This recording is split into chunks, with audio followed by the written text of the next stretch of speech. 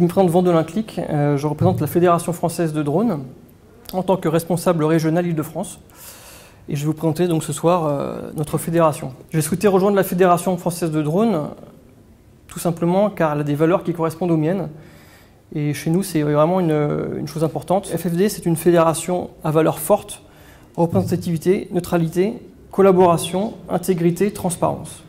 Et ça nous tient à cœur d'ailleurs. La FFD, c'est une association loi 1901, tout simplement, rassemblant tous les acteurs du secteur drone français, notamment les opérateurs de drones professionnels, loisirs, sportifs, mais aussi les constructeurs, les centres de formation, les revendeurs et les distributeurs. Nos principales orientations sont les suivantes. Promouvoir le drone civil auprès des professionnels, mais aussi du grand public. Et là, il y a vraiment un gros travail à réaliser. Représenter les professionnels du drone et défendre leurs intérêts, mais aussi informer et relayer l'information entre les télépilotes et l'État. Et aussi une dernière mission, sensibiliser les jeunes à la prévention des risques du drone et à la réglementation, car il y a un vrai sujet, une affaire de sécurité. La FFD travaille en étroite collaboration avec la DGAC, la Direction Générale de l'Aviation Civile, afin de représenter au mieux les intérêts de la filière drone, mais aussi participer et construire aussi à la construction des futures évolutions réglementaires. Nous sommes d'ailleurs présents dans les groupes de travail au sein du Conseil pour les drones civils, là où ils étudient et ils vont mettre en œuvre après tout ce qui est les futures lois concernant le drone et la sécurité. En France, en 2016, ce sont 377 000 drones vendus sur le marché. Aujourd'hui, environ 3700 opérateurs professionnels, du petit entrepreneur jusqu'à l'entreprise un peu plus développée qui rayonne jusqu'à l'international.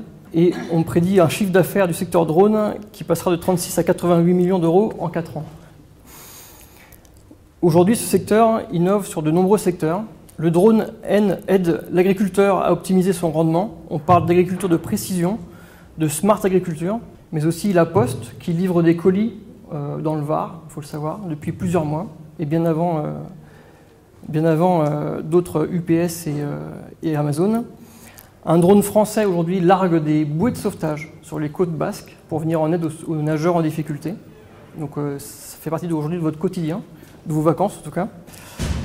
Des drones humanitaires livrent des médicaments et du sang dans les régions reculées et inaccessibles de l'Afrique. Donc il y a un réel réseau sur l'humanitaire, puisque forcément un drone coûtera moins cher qu'un avion sur les livraisons de médicaments. Des relevés de topographie opérés par drone sont réalisés dans le secteur des carrières et des mines pour faciliter la gestion des stocks. Et également aussi sur le secteur bâtimentaire où on utilise régulièrement le drone. Cette liste n'est pas exhaustive, tout simplement car les limites d'utilisation du drone aujourd'hui n'ont pas été identifiées clairement. Et c'est ce qui fait un peu la magie de cet outil, c'est que pour l'instant on ne voit pas les limites aujourd'hui. Notre fédération, à travers ses 14 antennes régionales, facilite la coopération entre les différents acteurs du secteur, entre les prestataires et les donneurs d'ordre, mais aussi la défense des emplois du secteur et la promotion de l'utilisation du drone en toute sécurité et pour tous.